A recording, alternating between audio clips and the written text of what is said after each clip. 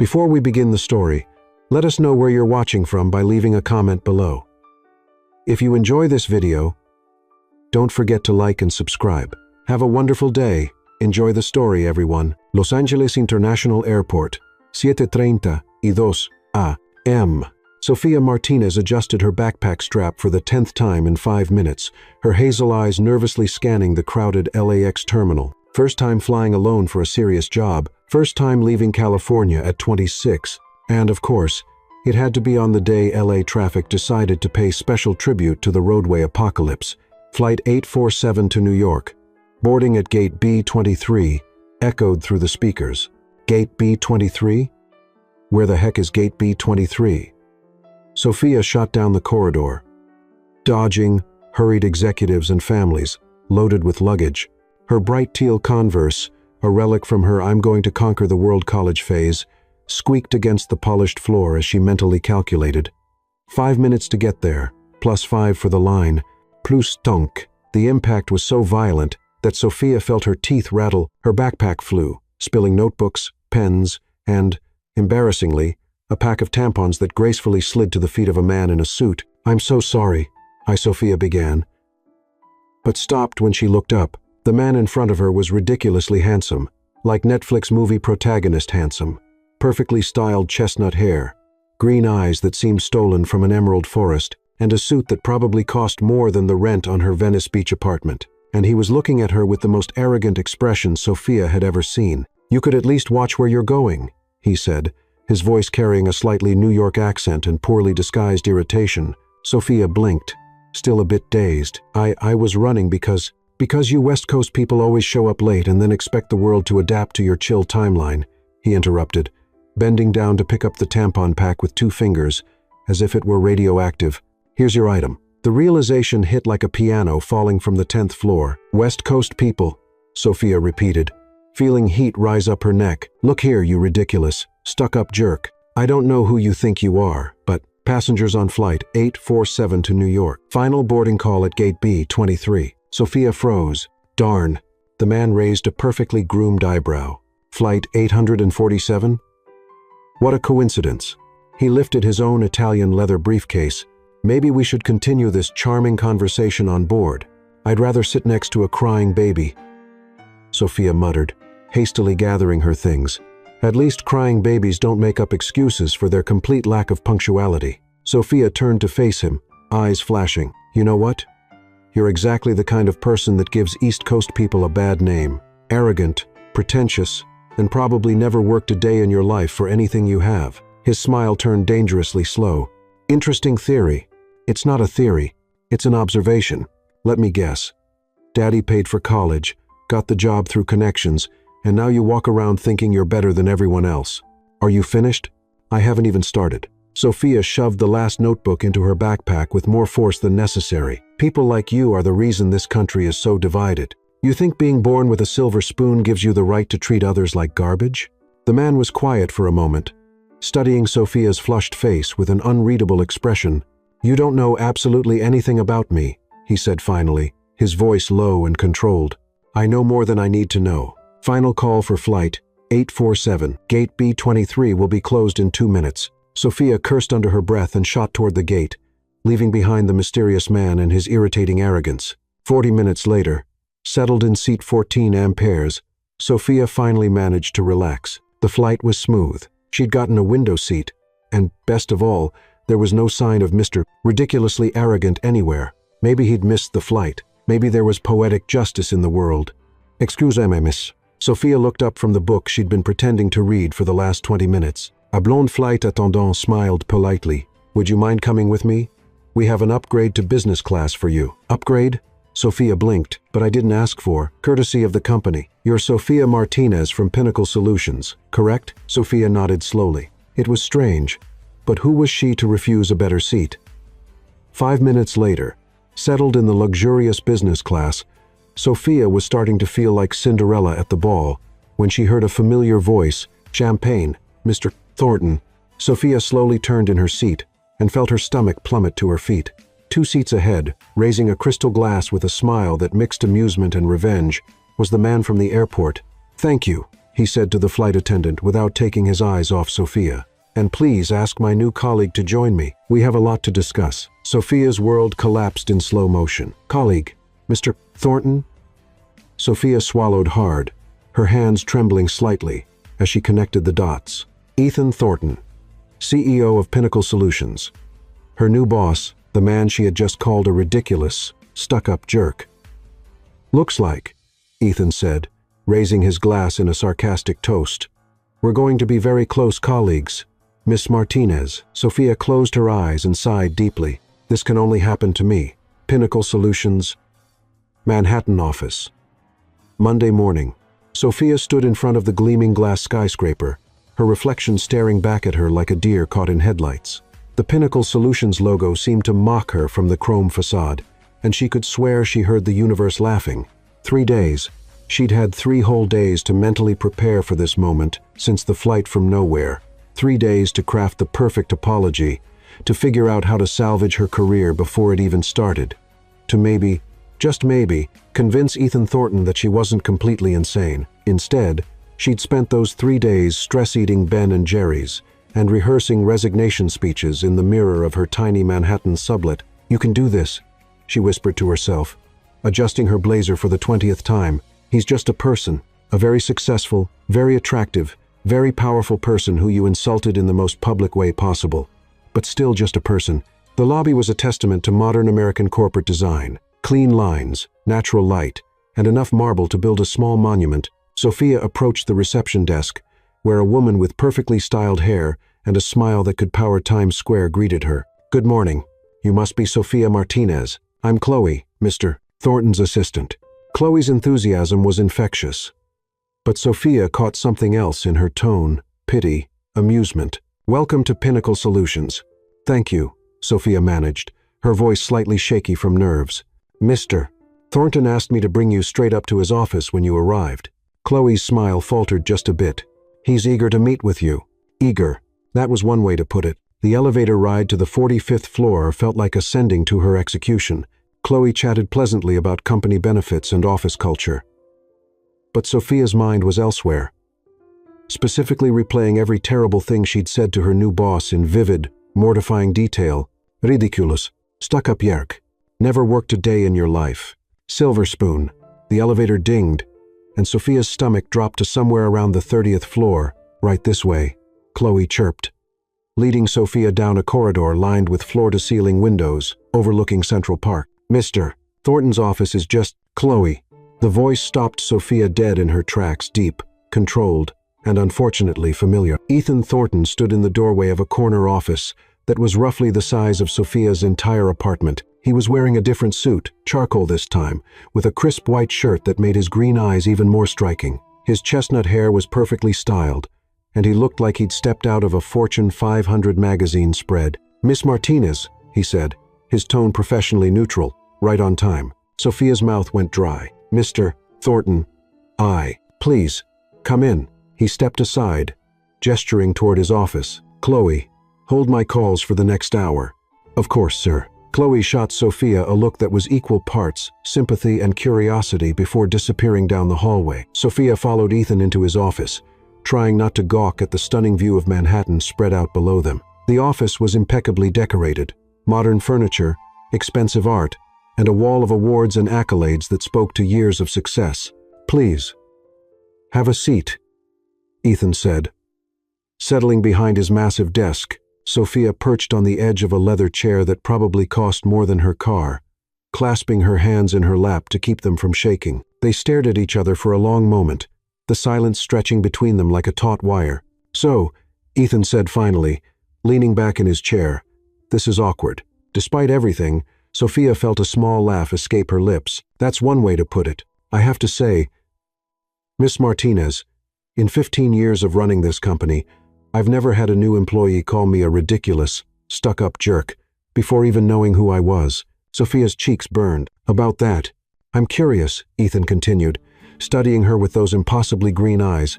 "What exactly gave you the impression that I was, how did you put it, born with a silver spoon?" I jumped to conclusions." Sophia swallowed hard. "I was stressed, running late, and I took it out on you." It was unprofessional and unfair, and I'm deeply sorry." Ethan picked up a pen and tapped it against his desk. "Tell me, Miss Martinez, what do you know about my background?" Sophia realized she knew absolutely nothing about Ethan Thornton beyond his name and position. "Not much, honestly. I grew up in Queens," Ethan said quietly. "My father was a mechanic. My mother worked double shifts as a nurse. I got into Columbia on a full scholarship, worked 3 jobs to pay for everything else, and started this company with $2,000 I saved from delivering pizzas." Sophia felt her face flush even deeper. I didn't know." "Of course you didn't. You saw an expensive suit and made assumptions." Ethan's voice wasn't angry exactly, but there was an edge to it, the same way you assumed I'd never worked a day in my life. "Mr. Thornton, do you know how many 18-hour days I've worked to build this company? How many weekends I've spent in this office instead of anywhere else?" Sophia shook her head, feeling smaller by the second. "I'm not telling you this to make you feel bad," Ethan said, his tone softening slightly. "I'm telling you because I want you to understand something. I don't care where you come from, what your background is, or how much money your parents have. I care about one thing. Can you do the job?" Sophia looked up at him, surprised by the sincerity in his voice. Yes, I can do the job." "Good." Ethan set down his pen and leaned forward. "Because, despite our colorful introduction, your resume is impressive. Your work at TechStart LA was innovative. Your recommendations are glowing, and your interview was the best I've seen in years." "Really?" Sophia couldn't keep the surprise out of her voice. "Really, which is why I'm willing to pretend the airport incident never happened." "If you are," Sophia blinked. You're not firing me?" For the first time since she'd met him, Ethan's expression softened into something that might have been amusement. "Miss Martinez, if I fired every employee who made a bad first impression, this company would be run by robots." "Thank you," Sophia said, relief flooding through her. "I promise I won't let you down. I'm counting on it." Ethan stood up and walked around his desk. "Chloe will show you to your office and introduce you to the team. We have a big project launching next month, and you're going to be leading the user experience design." Sophia stood as well, trying to process the rapid shift from impending doom to, was this actually happening? "One more thing," Ethan said as they reached the door. "The company has a strict policy about workplace relationships." Sophia's cheeks burned again. What? Just making sure we're clear on the boundaries," Ethan said, his expression unreadable. "Professional behavior at all times." "Of course," Sophia managed. "Absolutely."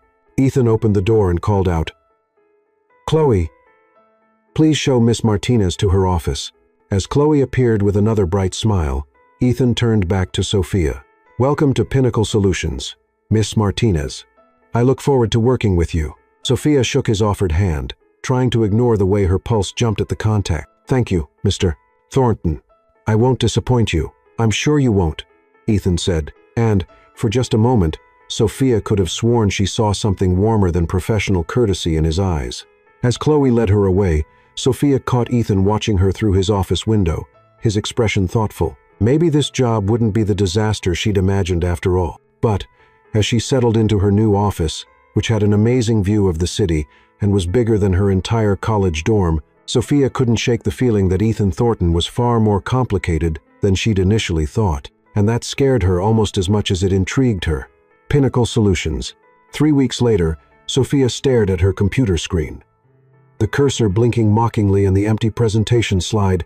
The Horizon project, Pinnacle Solutions' biggest client launch in 5 years, was due for review in exactly 4 hours, and she was nowhere near ready. "Come on, Martinez," she muttered to herself, downing her 4th cup of coffee. "You've got this. It's just the most important presentation of your career, in front of the most intimidating CEO in Manhattan. No pressure."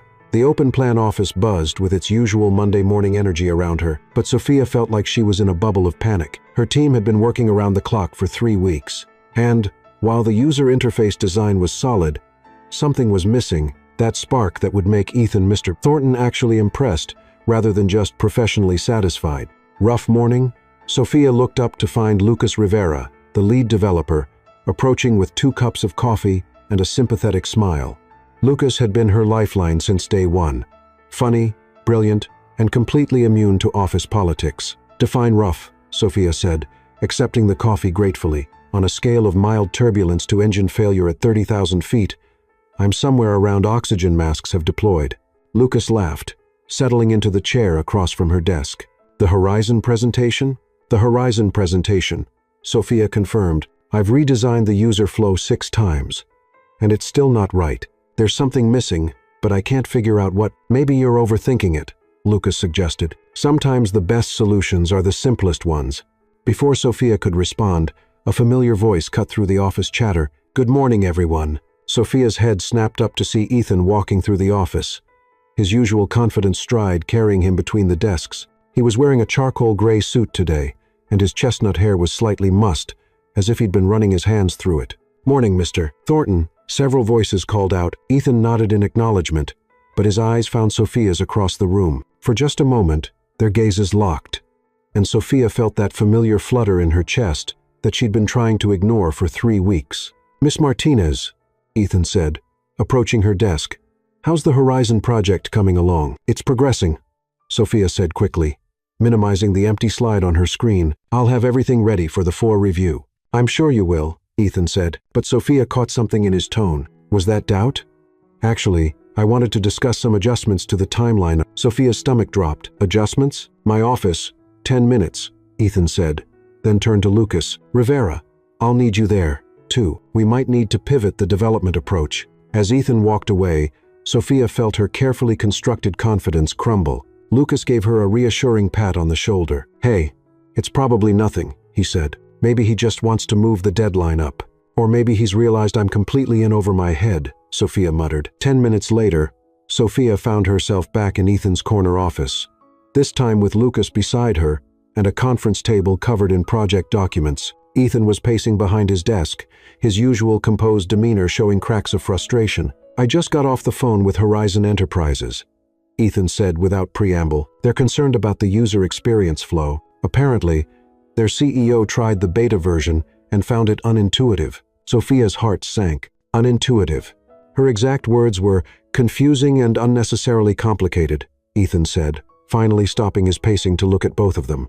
We have 48 hours to fix this, or we lose the contract. 48 hours? Lucas's voice cracked slightly. Mr. Thornton, that's barely enough time to— I know what it is, Rivera, Ethan interrupted, his tone sharper than usual, which is why I'm pulling you both off everything else. This project is now your only priority. Sophia felt the weight of Ethan's expectation pressing down on her. What specifically did she find confusing? Ethan picked up a tablet and handed it to her. She recorded her user session. Maybe watching it will help. Sophia took the tablet, her fingers accidentally brushing Ethan's. The brief contact sent an unexpected jolt through her, and she quickly pulled her hand back, hoping neither man noticed her reaction.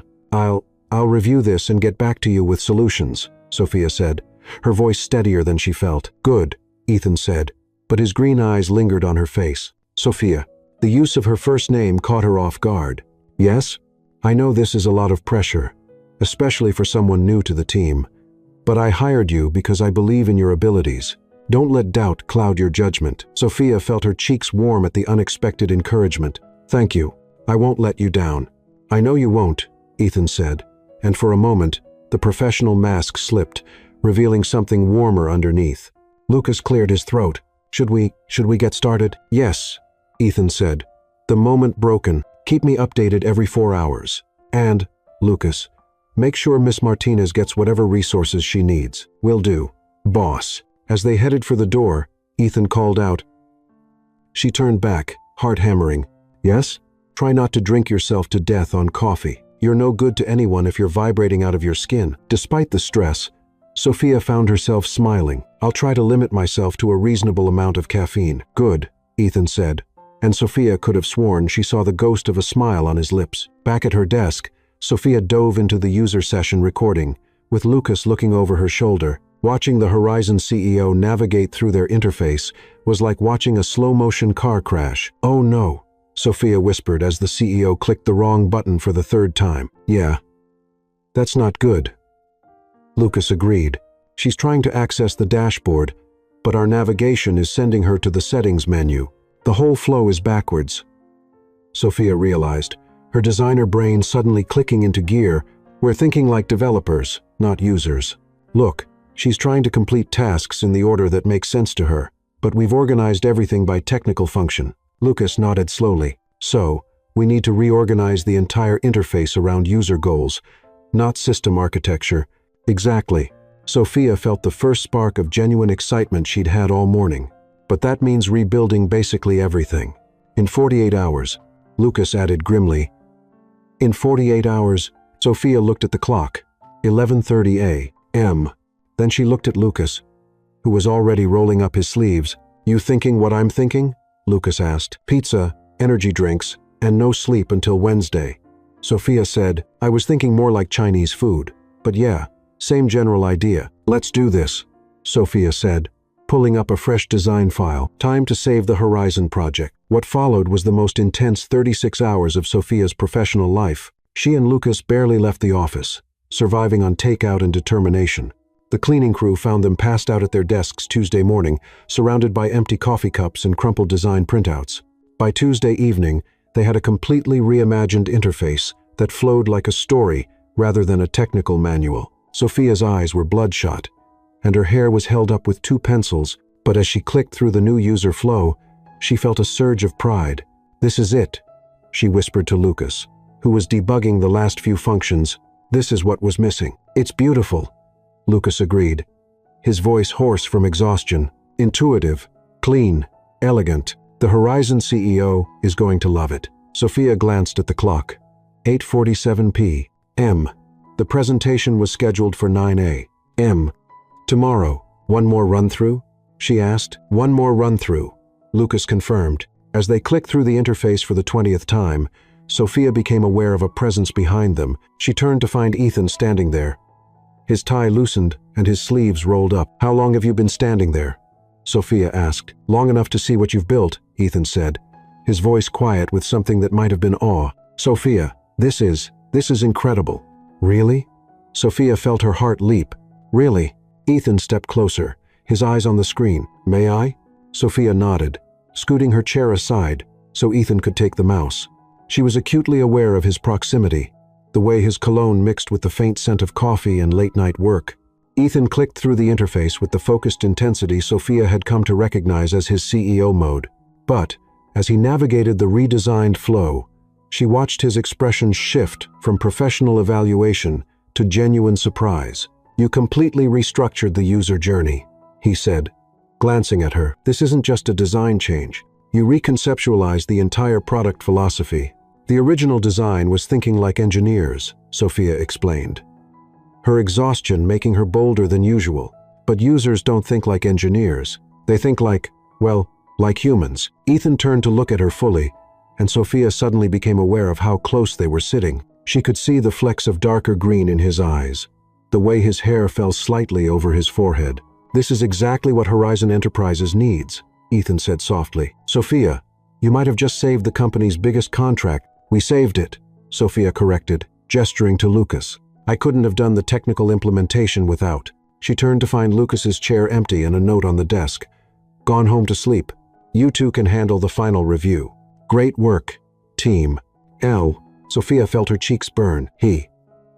When did he leave? About 5 minutes ago, Ethan said, and Sophia caught something in his tone that made her pulse quicken. I think he wanted to give us space to go over the final details. Final details, Sophia repeated, suddenly very aware that they were alone in the office. Final details, Ethan confirmed, but he made no move to step away from her desk. For a moment, they just looked at each other, the weight of 3 weeks of professional tension and carefully ignored attraction hanging between them. Sophia, Ethan said quietly, I need to tell you something. Yes? What you've accomplished here, it's not just good work, it's inspired work. You've exceeded every expectation I had. Sophia felt her heart hammering against her ribs. Thank you.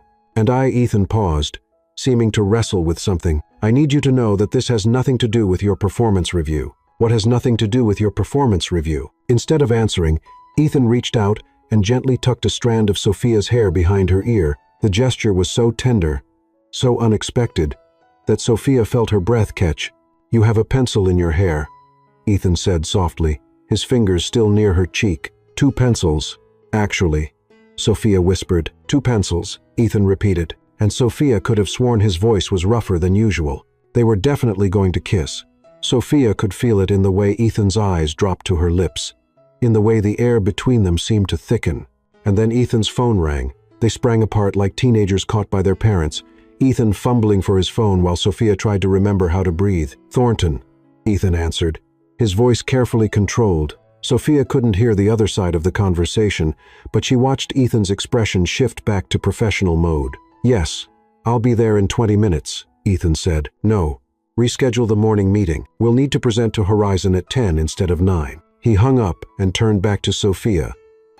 But the moment was broken. "Board meeting," Ethan said, straightening his tie. "I need to brief them on the Horizon situation before tomorrow's presentation."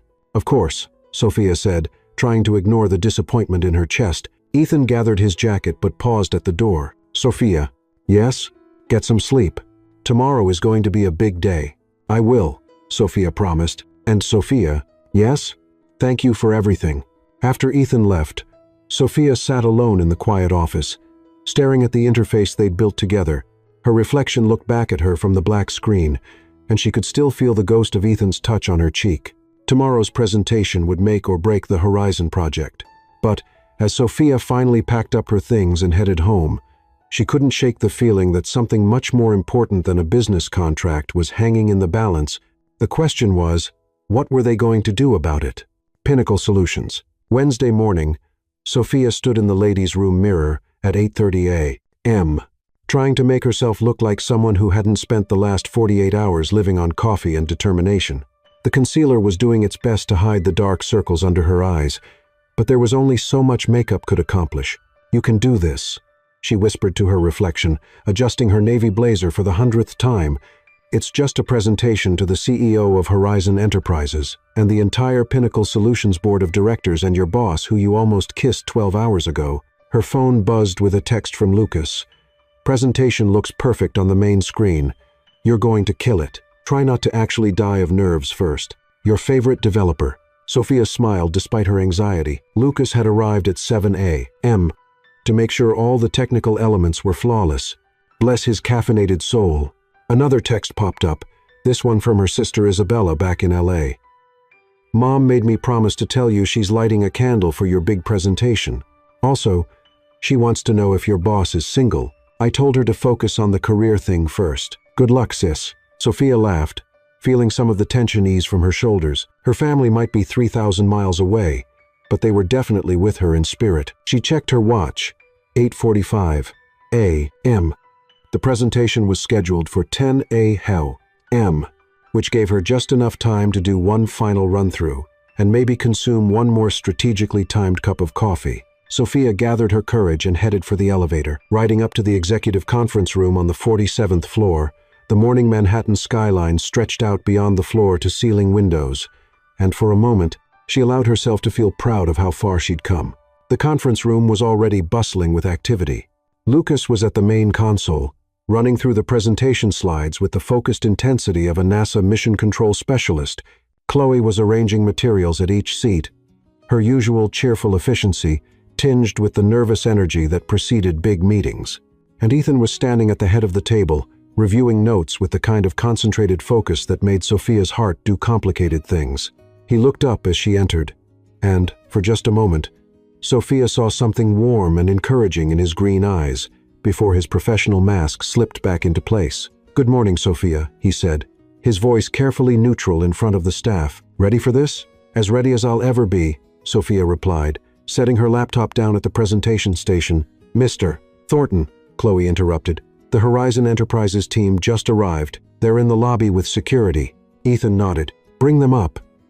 And Chloe, make sure we have the good coffee service ready." "Already arranged, sir." Sophia felt her stomach flutter as the reality of the situation hit her. In 15 minutes, she would be presenting to Elizabeth Wang, the notoriously demanding CEO of Horizon Enterprises, along with her entire executive team. The contract was worth $12 million annually. And, if Sophia's redesign didn't impress them, Pinnacle Solutions would lose their biggest client. "Hey," Lucas appeared at her elbow, his voice low. "You look like you're about to throw up." "I might," Sophia admitted. "What if they hate it? What if the interface doesn't work properly? What if I freeze up and forget how to speak English? Then I'll pretend to have a medical emergency to distract everyone while you escape through the emergency exit," Lucas said solemnly. Sophia snorted with laughter. "That's your plan?" It's a solid plan, Lucas insisted. Very dramatic, very memorable. They'll probably give us the contract out of sympathy. You're ridiculous, Sophia said, but she was smiling. Ridiculously supportive, Lucas corrected, and ridiculously confident that you're about to blow their minds. Before Sophia could respond, the conference room doors opened, and Elizabeth Wang entered with her entourage. Sophia had seen photos of the Horizon Enterprises CEO, but in person, Elizabeth was even more formidable. A petite woman in her 50s with sharp eyes and an aura of absolute authority. Ms. Wang, Ethan stepped forward, his CEO charm at full power. Welcome to Pinnacle Solutions. Thank you for making time for this presentation. Mr. Thornton, Elizabeth replied, her handshake firm and brief. I hope you have solutions for me. My team is not impressed with the current user experience. I think you'll find we've made significant improvements, Ethan said smoothly. Let me introduce Sofia Martinez, our lead UX designer, and Lucas Rivera, our lead developer. They've been working around the clock to address your concerns. Elizabeth's gaze shifted to Sophia, and Sophia felt like she was being evaluated by a particularly intelligent hawk. Ms. Martinez, I understand you've completely redesigned our interface. Yes, ma'am, Sophia said, proud that her voice came out steady. Based on your feedback, we identified several key areas where the user flow could be more intuitive. Show me, Elizabeth said. Taking a seat at the conference table, Sophia glanced at Ethan, who gave her an almost imperceptible nod of encouragement. She took a deep breath and clicked to the first slide. The primary issue with the original design was that it was organized around technical functions rather than user goals. Sophia began, her confidence growing as she moved into familiar territory. When you tried to access your dashboard, the system was expecting you to navigate through settings and preferences first. Elizabeth leaned forward slightly. Go on. So, we completely restructured the information architecture, Sophia continued, clicking to a comparison slide. Instead of thinking like engineers, we designed the flow around how CEOs actually work. Sophia walked them through the new interface, explaining each decision and demonstrating the improved user flow. She could see Elizabeth's expression shift from skeptical to intrigued as the presentation progressed. The key insight, Sophia said, pulling up the final demonstration, was that executive users don't want to configure software. They want to accomplish goals. So, we made the interface predictive rather than reactive. Elizabeth stood up and moved closer to the screen. May I try it myself? Of course, Sophia said, handing her the tablet. The room fell silent as Elizabeth navigated through the interface. Sophia watched every click, every swipe, every micro-expression on the CEO's face. Out of the corner of her eye, she could see Ethan watching too, his jaw tight with concentration. After what felt like an eternity, Elizabeth looked up. This is exactly what I was looking for. Sophia felt her knees go weak with relief. Really? Really, Elizabeth confirmed, a smile breaking across her previously stern features. The flow is intuitive, the design is clean, and, most importantly, it thinks like I think. She turned to Ethan. Mr. Thornton, I'm impressed. This is a significant improvement over the original design. Sophia deserves all the credit, Ethan said, and Sophia felt her heart skip at the pride in his voice. She reconceptualized the entire product philosophy. Well, Miss Martinez, Elizabeth said, extending her hand, you've earned Horizon Enterprises' continued partnership. We'll be signing the contract extension this afternoon.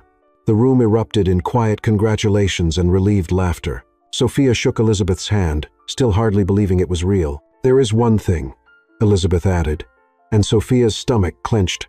We'd like to implement this new interface across all our subsidiary companies. Would Pinnacle be interested in expanding the contract? Ethan's eyes widened. How much of an expansion are we talking about? Triple the current value, Elizabeth said casually. $36 million annually. Sophia felt the room spin slightly. $36 million.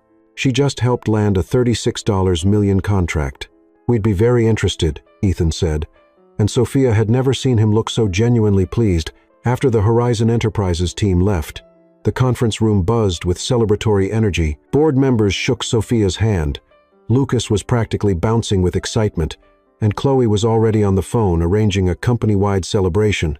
Sophia, Ethan said, approaching her as the crowd began to thin. Could I speak with you privately? Sophia's heart rate spiked. Of course.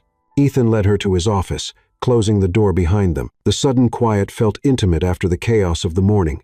I need to thank you, Ethan said, turning to face her. "What you accomplished today, it's extraordinary." "I was just doing my job," Sophia said, though she felt her cheeks warm at the praise. "No," Ethan said firmly. "You went far beyond your job. You saved this company's most important relationship and potentially secured our future for the next 5 years." Sophia looked down at her hands, suddenly shy. "I couldn't have done it without Lucas or without you believing in me." "Sophia," Ethan said softly, and she looked up to find him closer than she'd expected. "I need you to know something." "What?" "What happened last night?" "That wasn't professional." Sophia's pulse quickened. "No, it wasn't, and I can't promise it won't happen again." Sophia swallowed hard. "I can't promise that either." Ethan reached out and gently cupped her face, his thumb brushing across her cheek. "You have no idea how proud I am of you right now, Sophia," Sophia whispered, her professional resolve crumbling. "I know we said professional boundaries," Ethan said, his voice rough. "I know there are policies and complications and 100 reasons why this is a bad idea, but," Sophia prompted, her heart hammering. "But I can't stop thinking about you," Ethan admitted. "I can't stop thinking about last night, about the way you look when you're focused on a problem, about how brilliant you are." Sophia felt like she was standing on the edge of a cliff, looking down at either the best or worst decision of her life. "Ethan, I'm not asking you to make any decisions right now," Ethan interrupted. "I just need you to know that this, whatever this is, it's not going away." Before Sophia could respond, Ethan leaned down and kissed her. It was nothing like the almost kiss from the night before.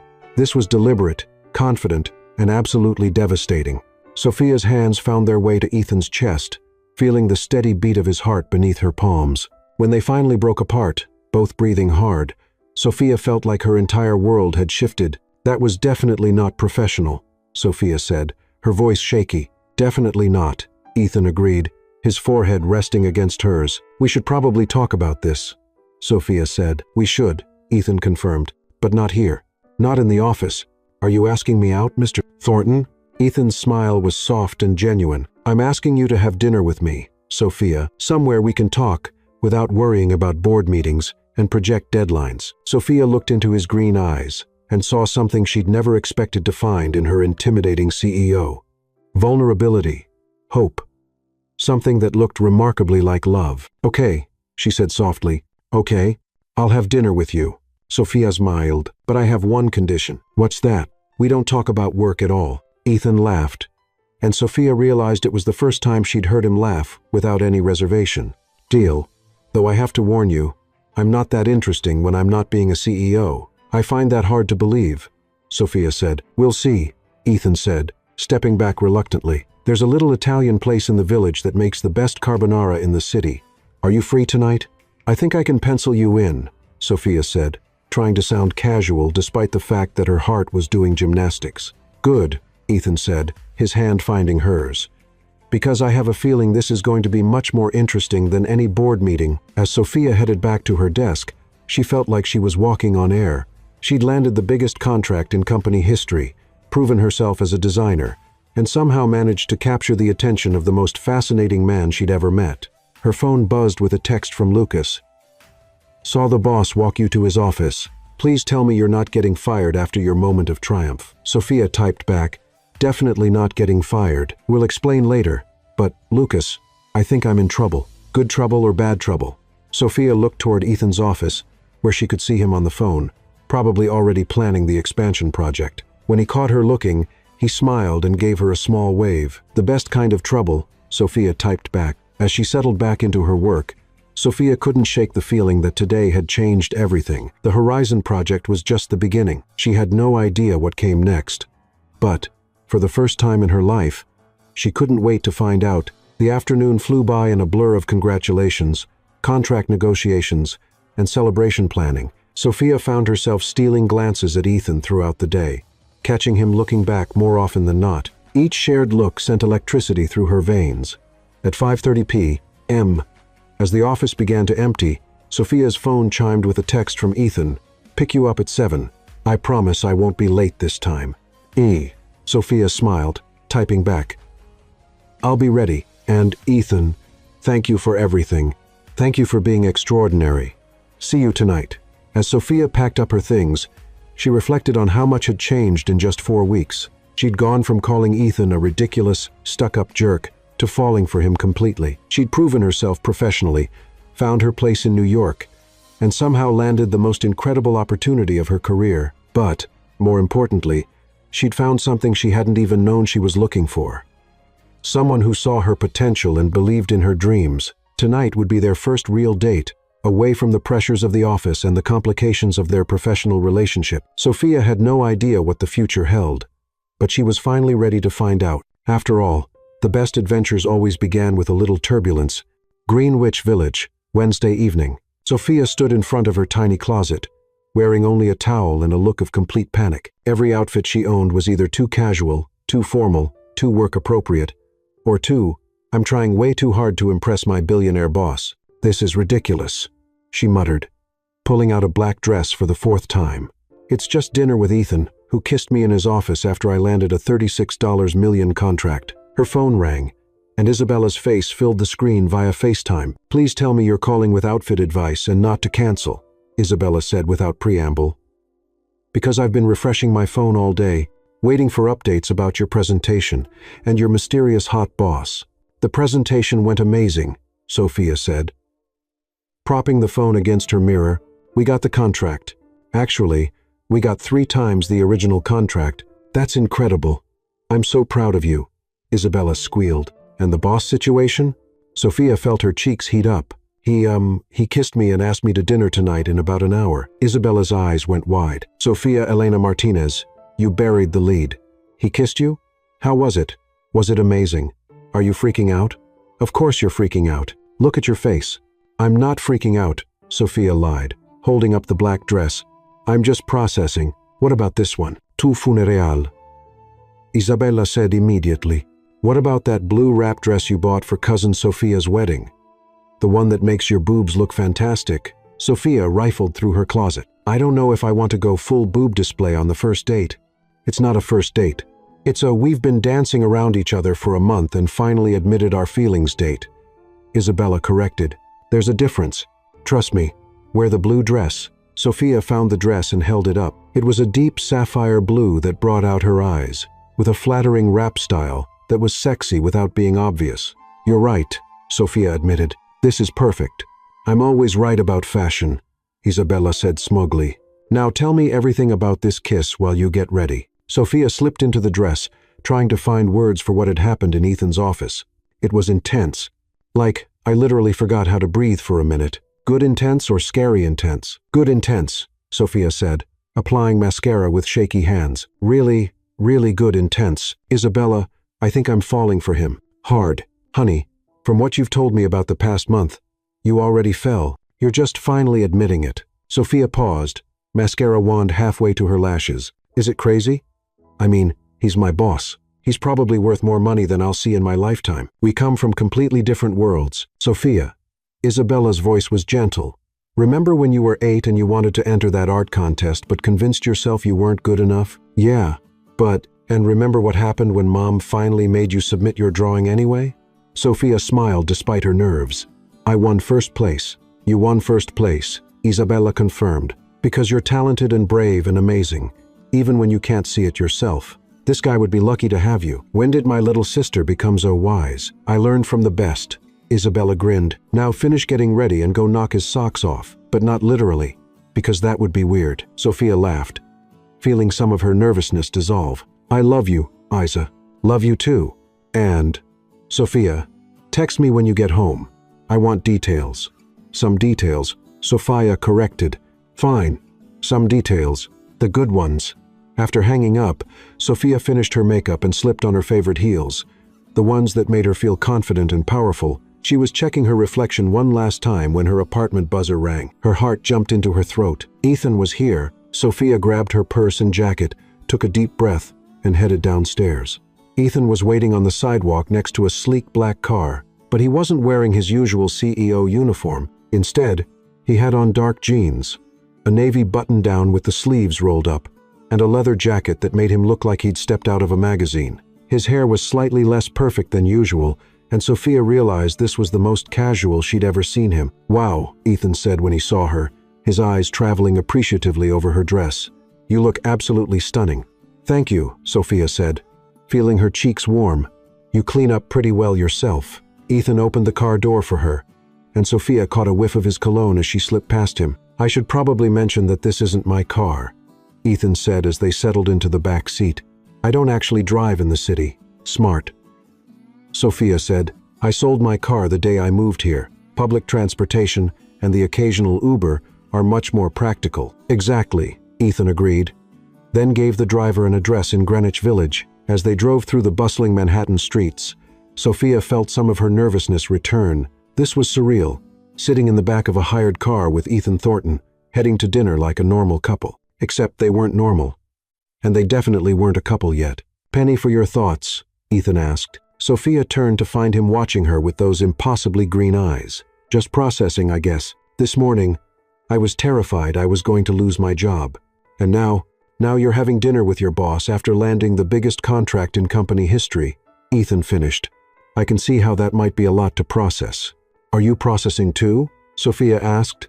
Ethan was quiet for a moment. "I'm trying not to overthink it," he admitted. "I have a tendency to analyze everything to death, especially when it's important. And this is important." Ethan met her Chaze. "This is very important." The restaurant Ethan had chosen was a small, intimate Italian place, tucked away on a quiet village street. It was the kind of place that looked unassuming from the outside, but felt warm and magical inside, with exposed brick walls, dim lighting, and the kind of atmosphere that made you want to linger over every course. "Mr. Thornton," the host greeted them with genuine warmth. "Your usual table, please, Antonio," Ethan replied. "And this is Sofia Martinez." "Welcome, Miss Martinez," Antonio said with a slight Italian accent. "Any friend of Ethan's is family here." As they were led to a corner table for two, Sophia noticed several other diners glancing their way with recognition. Ethan Thornton was clearly well known, but he seemed completely comfortable with the attention. "You come here often?" Sophia asked as they settled into their seats. "At least once a week," Ethan admitted. "It's my escape from the corporate world. The food is incredible, the atmosphere is relaxed, and Antonio treats everyone like family." Sophia looked around at the cozy dining room, noting the photographs of Italy on the walls and the obvious care that had gone into every detail. "It's perfect, very different from what I expected." "What did you expect?" "Something more, I don't know, fancy corporate. The kind of place where you need 3 forks and have to whisper." Ethan laughed, and Sophia loved the sound of it. "I save those places for business dinners. This is for when I actually want to enjoy myself." A server approached with menus and a wine list, but Ethan waved them away. "Trust me?" he asked Sophia. "With dinner?" "Absolutely." Ethan ordered for both of them in what sounded like fluent Italian, and Sophia raised an eyebrow. "Should I be impressed?" "My grandmother was Italian," Ethan explained. "She insisted I learn the language, and, more importantly, she taught me to appreciate good food. She would have loved this place." Sophia heard the past tense and felt something tighten in her chest. "Was she where you close?" "Very close," Ethan said, his expression softening. "She raised me when my parents were working multiple jobs. She's the one who taught me that success isn't about money. It's about building something that matters and treating people with respect." "She sounds wonderful." "She was," Ethan agreed. "She died my senior year of college. Cancer." "I'm sorry," Sophia said softly. "Thank you. She would have liked you, I think. She always said I needed someone who would challenge me and keep me honest." "Is that what I do?" Ethan's eyes met hers across the table. "From the moment you called me a ridiculous, stuck-up jerk in the airport, you've been keeping me honest." Sophia felt her cheeks flush. "I still can't believe I said that to you." "It was one of the most refreshing conversations I'd had in years," Ethan admitted. "Do you know how long it's been since someone spoke to me like I was just a regular person instead of a CEO? Probably not, since before you became a CEO." "Exactly." Ethan leaned forward slightly. "Sophia, I need you to understand something. When I'm with you, I don't feel like Ethan Thornton, CEO of Pinnacle Solutions. I feel like just Ethan." Sophia's heart did a little flip. "Just Ethan, huh? And what is just Ethan like?" "Well," Ethan said, a smile playing at the corners of his mouth. "Just Ethan grew up in Queens, learned to cook from his Italian grandmother, has a secret addiction to terrible reality TV shows, and once got arrested for spray painting a mural on an abandoned building." Sophia nearly choked on her water. "You got arrested for graffiti?" "I was 16 and thought I was being artistic," Ethan said, laughing at her expression. "The charges were dropped, but my mother made me do community service anyway." "That's not what I expected to learn about you tonight." "What did you expect?" Sophia considered the question. I guess I expected you to be perfect, rich, successful, completely put together. No flaws. No embarrassing stories. No normal human moments. Sorry to disappoint you, Ethan said dryly. You're not disappointing me, Sophia said quickly. You're surprising me in the best way. Their appetizers arrived. Fresh mozzarella with tomatoes and basil and some kind of seafood carpaccio that looked like art on a plate. Sophia took a bite and practically moaned with pleasure. This is incredible, she said. I think I need to know Antonio's life story. He'll tell it to you if you ask, Ethan said. He came here from Naples 30 years ago, with nothing but a suitcase and his grandmother's recipes. Sounds familiar, Sophia said, thinking of her own journey from California. Tell me about your family, Ethan said. I know you grew up in California, but that's about it. Sophia felt a warmth spread through her chest. My parents are amazing. Dad's a high school teacher, Mom's a nurse. They've been married 28 years and still act like newlyweds. It's disgusting and adorable. And my sister, Isabella, is the baby. But she's definitely the wise one in the family. She's finishing her master's in psychology and already has me completely figured out. Sophia paused. Actually, she was the one who convinced me to move to New York. Really? She said I was too comfortable in LA, that I needed to challenge myself. She was right, obviously. But I spent the first week here crying in my tiny apartment and eating way too much takeout Chinese food. Ethan's expression grew serious. What made you stay? Sophia thought about it. I realized that being scared meant I was doing something important, and I'd rather fail at something that mattered than succeed at something safe. That's exactly how I felt when I started Pinnacle, Ethan said quietly. Everyone told me I was crazy to leave my job at Goldman Sachs to start a tech company. But you did it anyway. I did it anyway, Ethan confirmed. Best decision I ever made. Their main courses arrived. Perfect carbonara for Ethan and an incredible seafood risotto for Sophia. The conversation flowed as easily as the wine, covering everything from their shared love of terrible horror movies to their completely opposite opinions on whether pineapple belonged on pizza. Absolutely not, Sophia said firmly, gesturing with her fork. Pineapple on pizza is an abomination. It's sweet and savory, Ethan argued. The contrast is perfect. The contrast is wrong. Sophia shot back. Pizza is supposed to be savory. Fruit belongs in dessert. What about tomatoes? Those are technically fruit. Sophia paused mid-bite. That's a valid point. But I'm choosing to ignore it. Ethan laughed so hard he nearly choked on his wine. You're ridiculous. I'm passionate about food integrity, Sophia corrected, but she was laughing, too. Food integrity, Ethan repeated. I'll remember that. As they shared tiramisu for dessert, Sophia found herself relaxing completely for the first time in weeks. This wasn't the intimidating CEO from the airport or the boardroom. This was Ethan, who told terrible jokes and had strong opinions about reality television, and looked at her like she was the most fascinating person in the world. Can I ask you something? Sophia said as Ethan paid the check despite her protests. Anything. Why me? I mean, you could probably date anyone in the city. Models, actresses, other CEOs. Why the girl who insulted you in the airport? Ethan was quiet for a long moment, and Sophia wondered if she'd overstepped. But when he looked at her, his expression was soft and serious. Because when you insulted me in the airport, you saw me, he said finally. Not my suit, or my title, or my bank account. You saw someone acting like a jerk and called him on it. And when you apologized later, it wasn't because you found out who I was. It was because you're a good person who takes responsibility for her actions. Sophia felt her throat tighten with emotion. Ethan.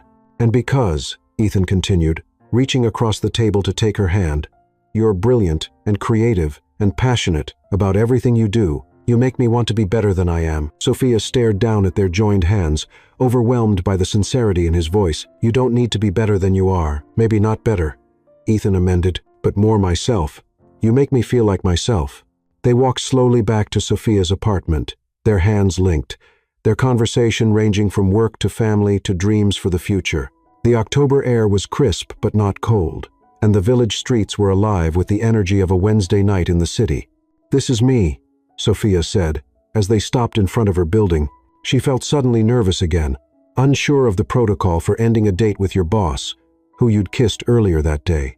Sophia, Ethan said, turning to face her, I know this is complicated. I know there are about 100 reasons why this could be a terrible idea. But, Sophia prompted, but I haven't felt this way about anyone in. maybe, ever, Ethan admitted. And I don't want to pretend that what's happening between us isn't real just because it's inconvenient. Sophia looked up at him, taking in the way the streetlight caught the green of his eyes, the way his hair had gotten mussed from their walk, the way he was looking at her like she held all the answers to questions he'd been asking his whole life. "So, what do we do?" Sophia asked. "We figure it out as we go," Ethan said, stepping closer. "We're smart people. We can navigate this. The company policy says that workplace relationships need to be disclosed to HR." Ethan interrupted gently. "It doesn't forbid them." Sophia felt her pulse quicken. "Are you saying we should disclose this to HR?" "I'm saying," Ethan said, cupping her face with his free hand, "that I want to find out what this is.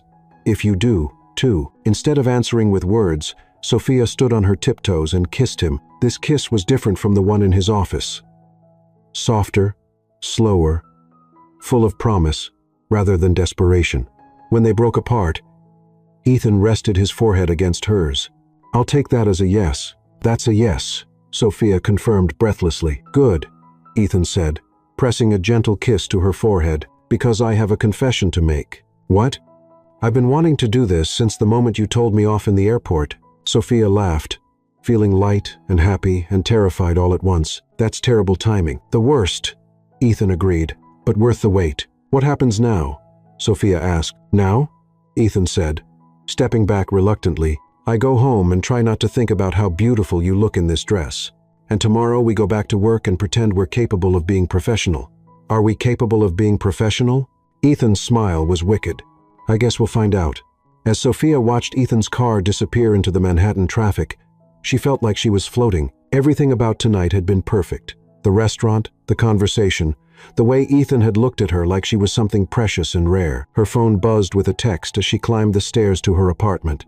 "Thank you for tonight. Sweet dreams, Sophia." Sophia smiled, typing back, "Thank you for perfect carbonara and terrible pineapple pizza opinions. Can't wait to argue about food with you again soon." It's a date. Literally. As Sophia got ready for bed, she caught sight of herself in the bathroom mirror and barely recognized the glowing, happy woman staring back at her. 4 weeks ago, she'd been a struggling designer in LA with big dreams and no clear path forward. Now she was living in New York, working at her dream company, and falling in love with the most complicated, fascinating man she'd ever met. It was messy and uncertain and probably crazy. But, for the first time in her life, Sophia was exactly where she wanted to be. Her phone buzzed one more time. "P.S. I'm not changing my position on pineapple pizza. Some things are worth fighting for." Sophia laughed out loud, typing back, "Game on, Thornton. Game on." As she drifted off to sleep, Sophia couldn't shake the feeling that her real adventure was just beginning. They'd navigated the turbulence of their first meeting, weathered the storm of professional challenges, and found smooth sailing in each other's company. Now came the real test, figuring out how to be together without losing everything they'd worked for. But, as Sophia remembered the way Ethan had looked at her across the dinner table, the way he'd kissed her under the streetlight, the way he'd made her feel like the most important person in his world, she thought they just might be able to pull it off. After all, the best love stories always began with a little chaos. Pinnacle Solutions. 2 months later, Sophia stood in the elevator on Thursday morning, trying to maintain her professional composure while internally celebrating the fact that she was about to see Ethan for the first time since their weekend trip to his family's lake house in the Hamptons. 2 months of secretly dating her boss had taught her many things. How to keep a poker face during board meetings, how to communicate through meaningful glances across conference rooms, and, most importantly, how to fall completely and utterly in love while maintaining plausible deniability. The elevator dinged at the 45th floor, and Sophia stepped out into the familiar bustle of the executive level. She'd been promoted to Senior UX Director after the Horizon project's success, which came with a corner office, a substantial raise, and the delicious irony that she now worked just 3 doors down from Ethan. "Good morning, Sophia." Chloe greeted her with a knowing smile. Over the past 2 months, Ethan's assistant had become an invaluable ally in their complicated romantic logistics. "Mr. Thornton asked me to remind you about the 10 a.m. strategy meeting." "Of course," Sophia replied professionally, though her heart did a little skip at the mention of Ethan's name. "Is the Horizon expansion team ready for the presentation?" "Ready and caffeinated," Chloe confirmed, Lucas has been here since 7 running final tests on the interface. Sophia made her way to her office, waving at Lucas through the glass walls of the development lab. He looked up from his computer and gave her a thumbs up, followed by an exaggerated wink that made her laugh despite herself. Lucas had figured out her relationship with Ethan about 3 weeks into their secret romance, mainly because Sophia had started humming while coding and wearing dresses that actually fit properly. As she settled at her desk, Sophia's phone buzzed with a text from Ethan. "Good morning, beautiful. Looking forward to watching you charm the Horizon team in about an hour. Try not to be too brilliant. It's distracting." Sophia smiled, typing back, "I'll try to contain my overwhelming competence. Also, your tie is crooked. I can see you from my office." "Yes."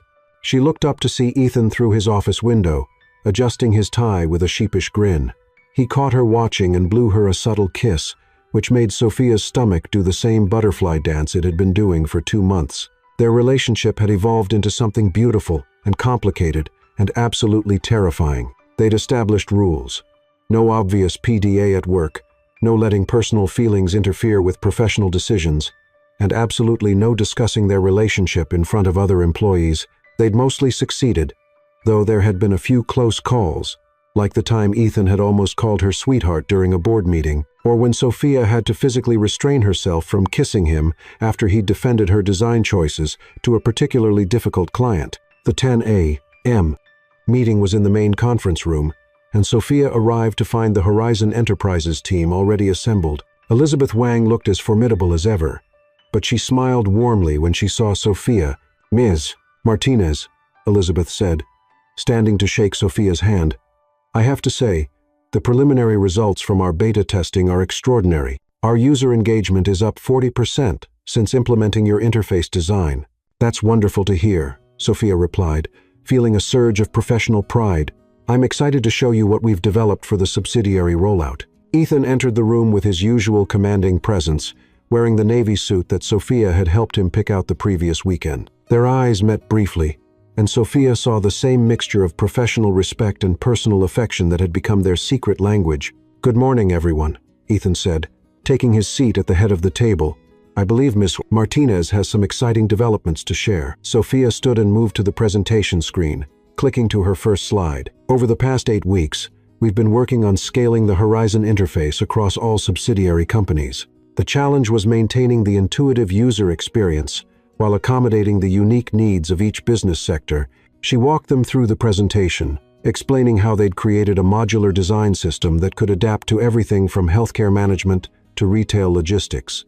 The Horizon team asked thoughtful questions, and Sophia found herself in her element, passionate and confident, as she explained the technical innovations her team had achieved.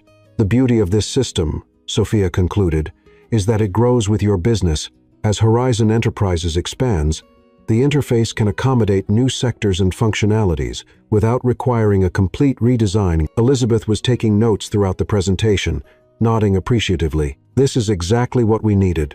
The scalability alone will save us millions in future development costs. We are prepared to begin implementation immediately," Ethan added. "Our timeline shows full deployment across all Horizon subsidiaries within 6 months." "Excellent," Elizabeth said. "There is one additional matter I'd like to discuss."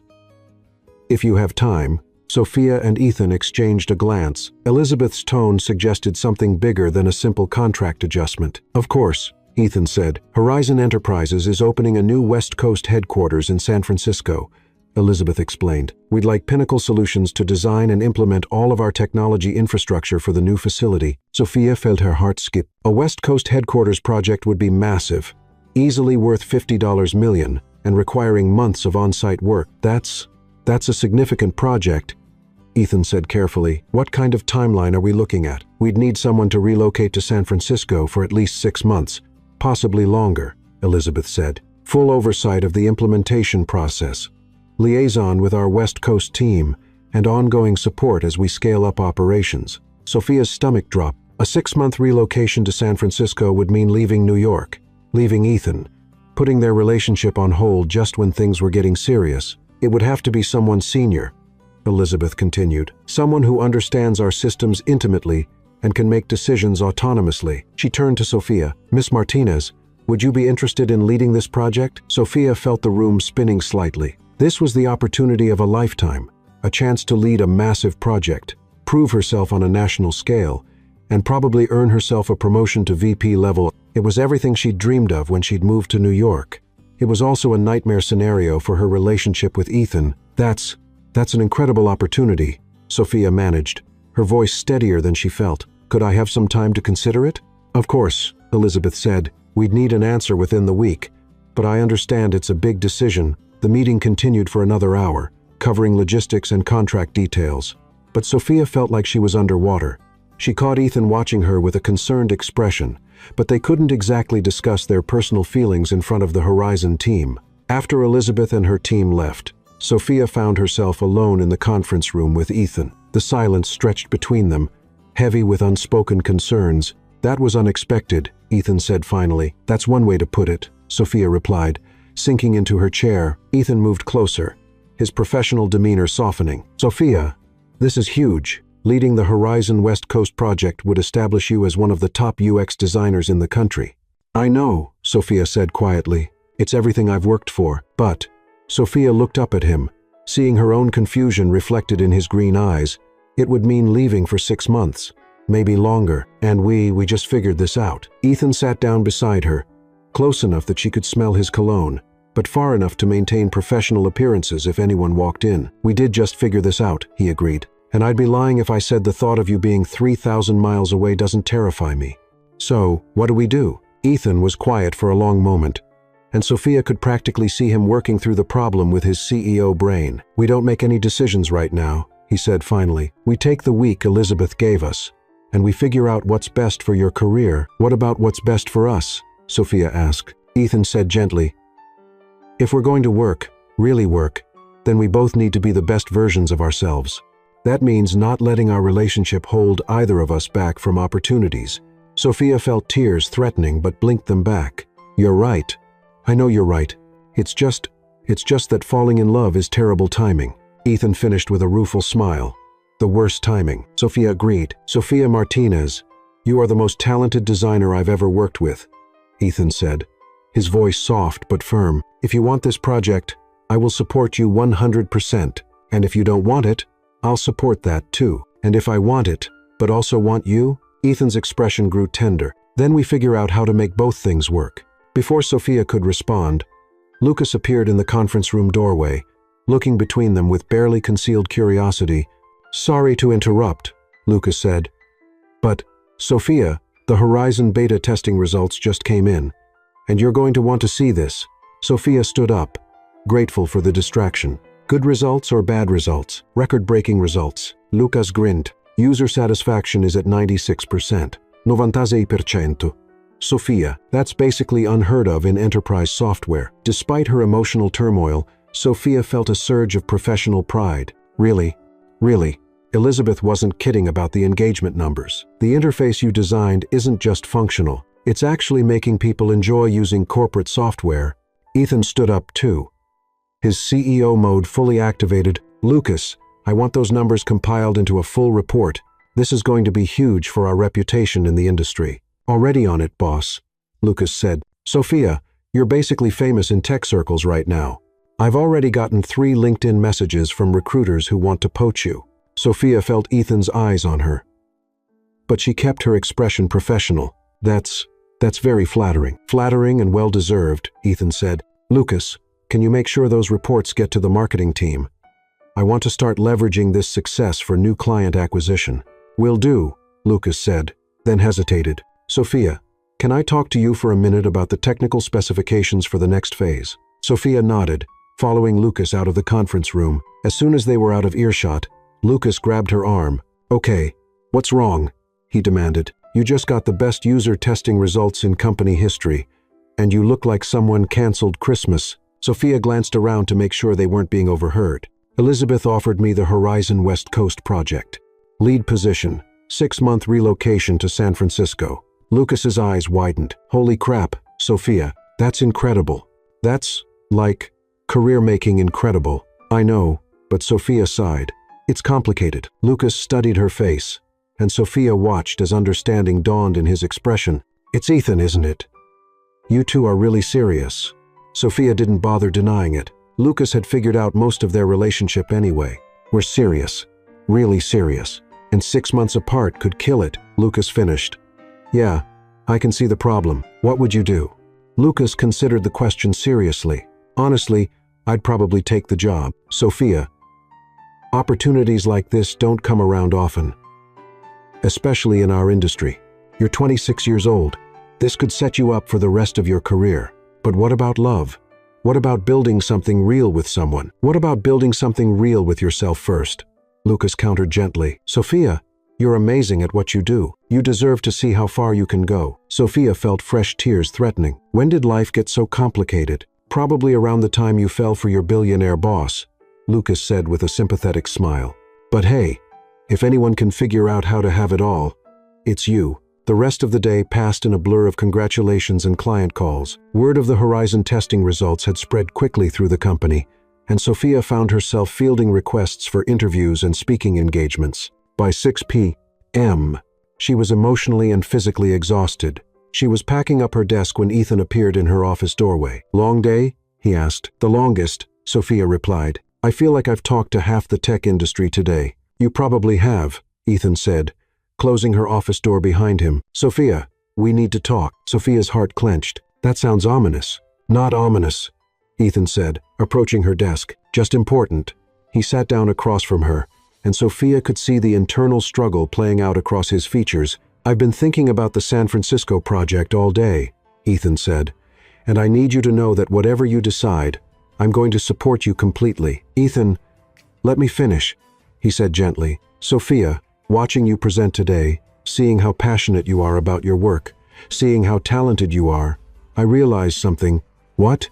I realized that I'm falling in love with your ambition as much as I'm falling in love with you, Ethan said. Your drive, your creativity, your refusal to settle for anything less than excellence. Those are the things that make you who you are. Sophia felt her throat tighten with emotion. What are you saying? I'm saying that if you want this project, you should take it, Ethan said firmly. And if that means we have to figure out how to love each other from 3,000 miles apart, then that's what we'll do. You'd wait for me? Ethan reached across the desk and took her hands. Sophia, I'd wait forever for you, but more than that, I'd support your dreams, even if they take you away from me. Sophia felt the tears she'd been holding back all day finally spill over. I love you, she whispered. I love you too, Ethan replied, his own voice rough with emotion, which is why I need you to follow your heart, not just mine. They sat in silence for a moment, holding hands across her desk, while Sophia tried to process everything. What if I took the project, but we found ways to make it work? Sophia said finally. Video calls, weekend visits. Maybe you could even come to San Francisco sometimes for business. That's a lot of travel and logistics, Ethan pointed out. Are you sure you want to take that on? Sophia looked at Ethan, really looked at him. She saw the man who had believed in her from day one, who had supported her ambitions, even when they conflicted with his own desires, who loved her enough to let her go, if that's what she needed. I'm sure, Sophia said firmly. Ethan, I want this project. I want to prove that I can handle something this big, this important. But I also want I want to figure out how to build a life together, even if it's complicated. Ethan's smile was radiant. Are you sure? It's going to be hard. The best things usually are, Sophia replied. Besides, we started this whole thing with turbulence. I think we can handle a little long distance. Ethan stood up and walked around her desk, pulling Sophia into his arms. I love you, he said, kissing her forehead.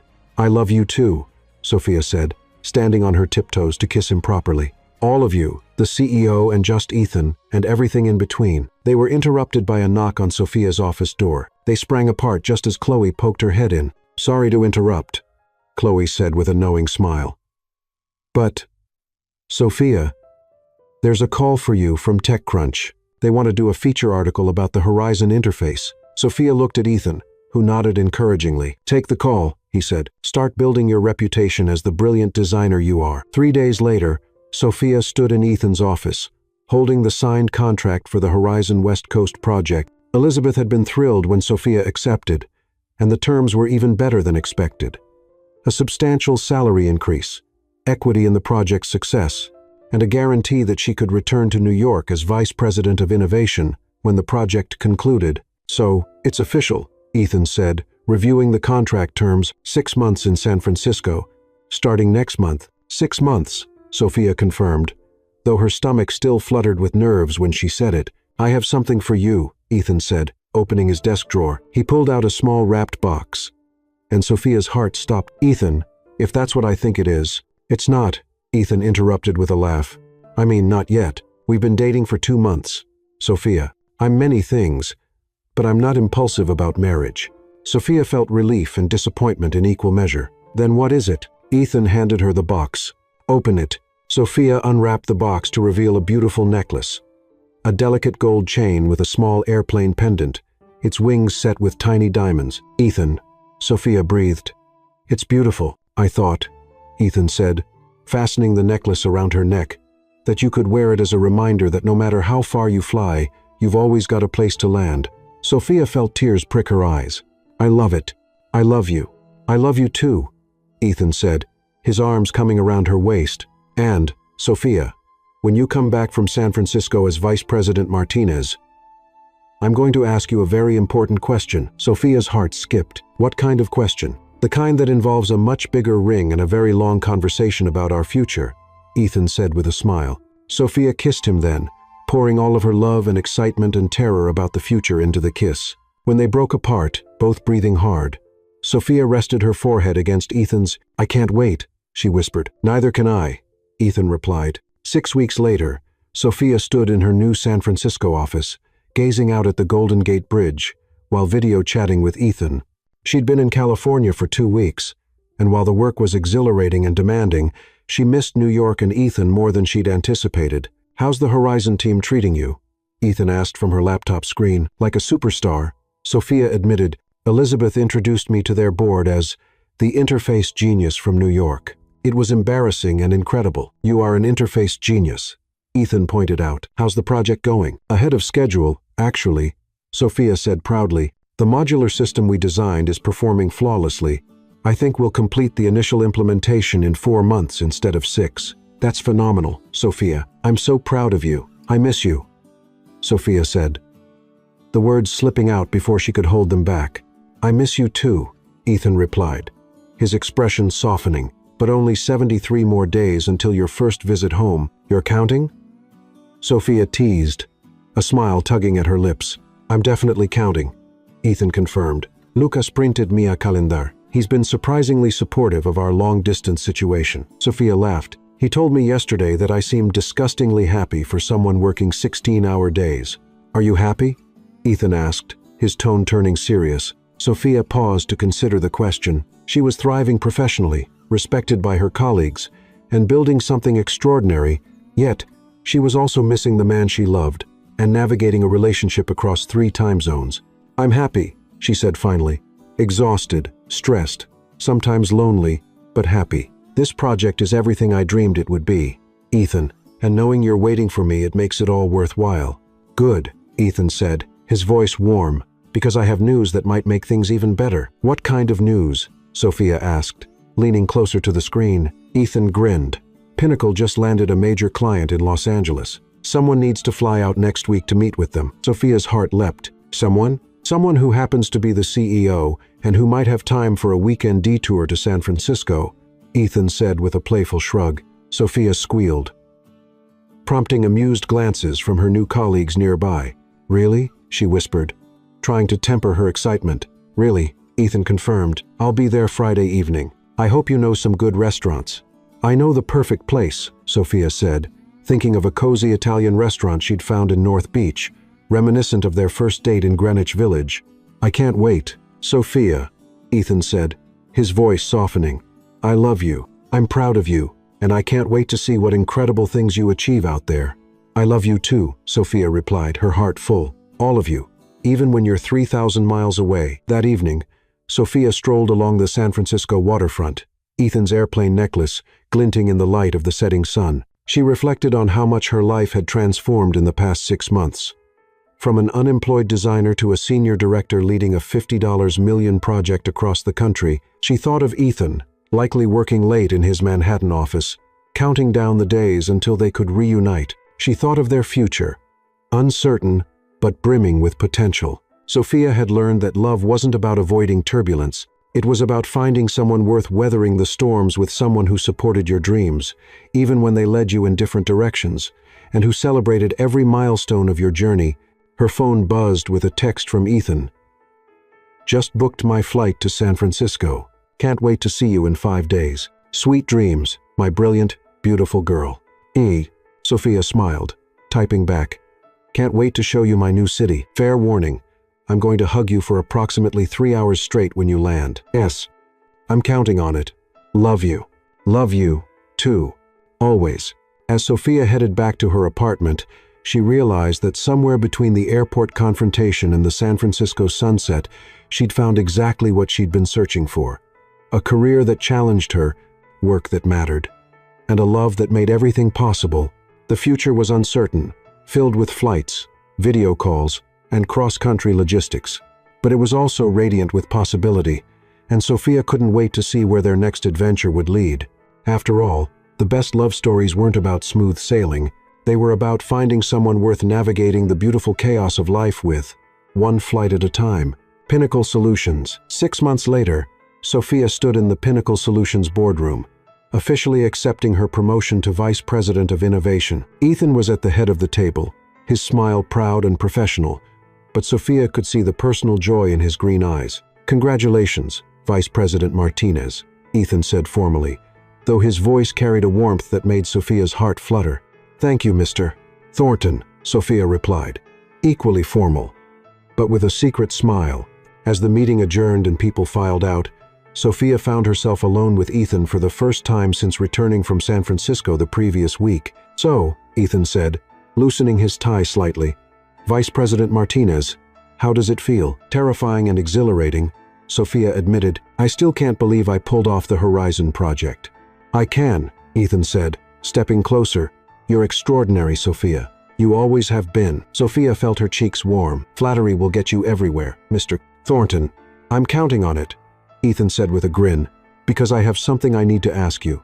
Sophia's heart began to race as Ethan reached into his jacket pocket and pulled out a small velvet box. "Sophia Martinez," Ethan said, dropping to one knee in the middle of the boardroom, "you called me a ridiculous, stuck-up jerk in an airport 6 months ago, and somehow that was the beginning of the best thing that's ever happened to me." Sophia felt tears well in her eyes. "Ethan, you've taught me that love isn't about finding someone who makes life easy," Ethan continued, his voice steady despite the emotion in his eyes. "It's about finding someone who makes life worth living, even when it's complicated." "Yes," Sophia whispered. "I haven't asked the question yet," Ethan said with a laugh. "I don't care," Sophia said, dropping to her knees in front of him. "Whatever you're asking, the answer is yes." Ethan opened the box to reveal a stunning ring, a classic solitaire with a diamond that sparkled like a star. "Sophia Elena Martinez," Ethan said, his voice thick with emotion.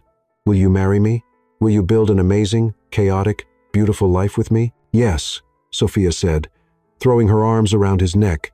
"Yes, yes, absolutely yes." Ethan slipped the ring onto her finger with trembling hands, and Sophia marveled at how perfectly it fit. "I love you," Ethan said, cupping her face in his hands.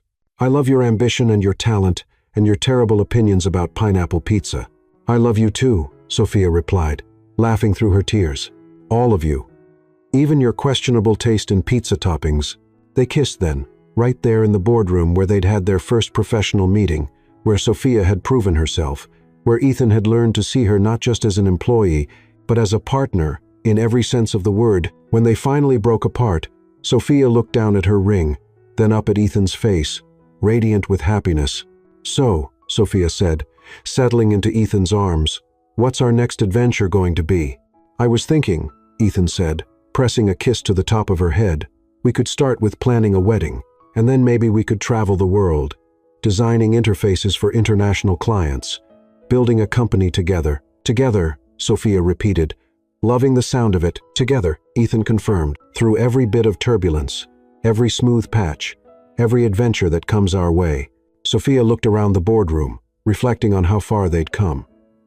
From a disastrous airport encounter to a Fortune 500 boardroom engagement, their love story had been anything but conventional. But, as Sophia nestled into Ethan's embrace, his airplane necklace warm against her throat and his grandmother's engagement ring sparkling on her finger, she realized that conventional was overrated After all, the best love stories, Sophia had learned, began with a little chaos and grew into something beautiful through patience, trust, and the willingness to fly together, no matter where the journey led, and, as far as Sophia was concerned, their journey was just beginning.